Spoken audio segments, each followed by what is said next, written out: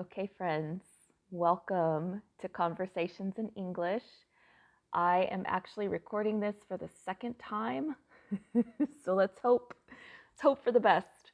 My name is Nakaya, and I have been helping adult English language learners for the past 5 years. And I, I love, I love teaching. I love sharing knowledge and information. And I have learned over these 5 years that there are common questions that language learners have, especially English language learners. That's who I focus on. But I imagine because what we're learning how to do is communicate, I imagine that these questions come up in every language that we're learning. So, my desire with this channel is to help all of us become better communicators by having better conversations. And this channel is going to be focused on helping people who are learning how to speak English, how to develop vocabulary and express themselves in English.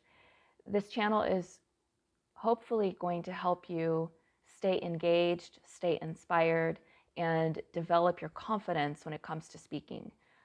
I'm not going to focus on grammar.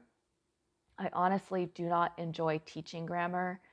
Grammar is important, but it's not the most important thing.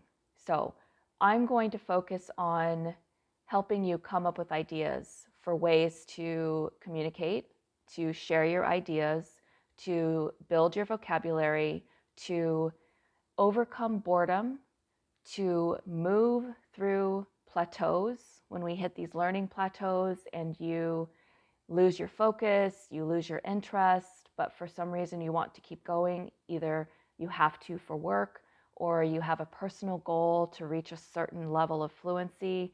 We have to work through some of the blocks that come up when we're learning, and the plateau is one of those blocks.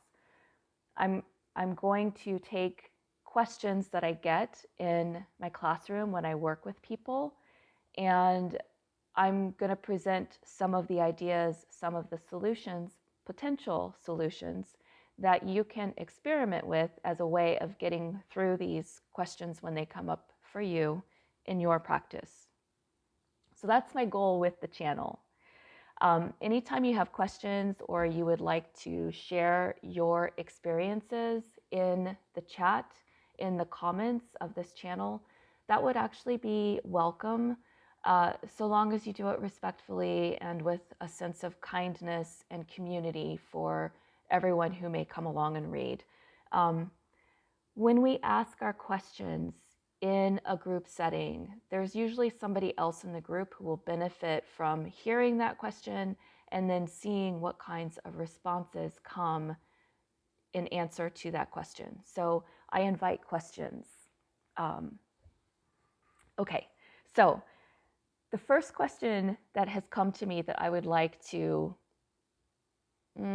offer you some help with is, what else can I do to immerse myself in English when I live outside of English speaking countries? Um, this is a question that I get. I've got my little notebook here. So it's common. You've probably experienced this.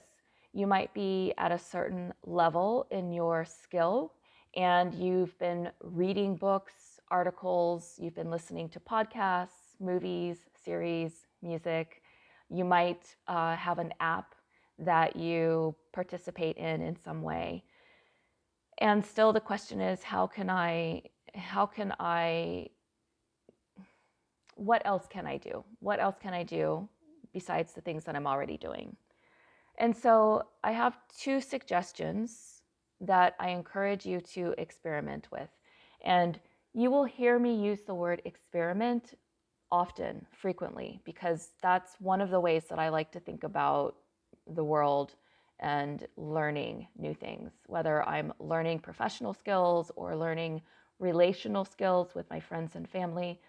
When we have the spirit of experimentation, There's less pressure on us to be perfect and get things right. We are experimenting, which means we're learning. We're taking notes on what results we get or don't get, and then we are adjusting accordingly. So the first suggestion is, I have to check my notes because I did record this video a couple days ago and then my phone ran out of memory, so I have to do it again. Okay, so one of the things that I offer back to people when they ask me this question is, I want you right now, as you're watching this video, to think about the topics and the ideas that you like or love to think about in your own language. So this can be cars, sports, fashion, religion, spirituality, self-development, health, cooking, travel. You get the idea. History. What is it that you like to spend time learning about, discussing, wondering about in your own language? And once you have a few of those topics, it's a good idea to write them down. And in another class, I can talk about why writing things down is really good for the brain. But get a couple of those topics in mind, and then go look for those topics in the English language. So, why do I recommend this? When we're learning any new thing, it takes a lot of brain power. Like, it very truly, literally takes brain power, fuel, energy. And languages are a difficult thing to learn for a number of reasons that we'll talk about over the course of the channel. But it takes a lot of focus, a lot of concentration, and a lot of mental fuel. And we get tired. You know this. You get tired, and then you've been working all day, you have a family, life is stressing you out, whatever's going on, and then you are adding on the commitment to yourself to learn this language. So give yourself something that you enjoy to learn the language through. So if you love reading about self-development, I know that's popular out there in some areas, find the books in English. Read in English, learn the vocabulary in English. The English perspective on that topic is going to be a little different from what you are used to in your own language, because when we're inside of a language, we're inside of a culture and a way of looking at the world. So you get to experience the topic that you love from a different angle. And so that's the first invitation, to go find your favorite topic in English and spend time with it. Spend a week, spend a month, spend some time with it.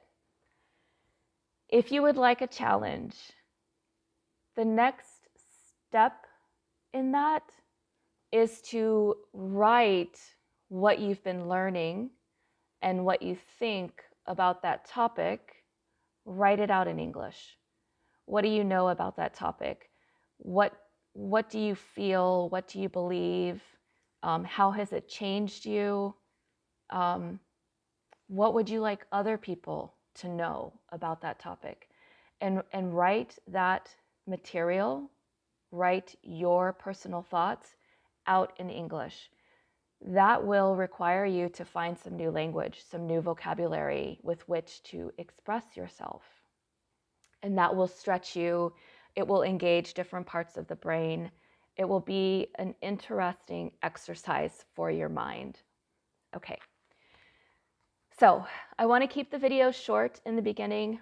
I'm sorry, I've got cat hair. So I'm going to go ahead and close this video here. But I do hope to be able to offer you a more conversational approach to learning English, practicing English, and beginning to think in English for those of you who have that as a goal. So I hope you join me again, And if you'd like to share how your experiments are going in the comments, I would love that. And it can encourage other people who are also learning a language. And I do love the idea of having a community around this. So in the meantime, be brave and practice. Thank you.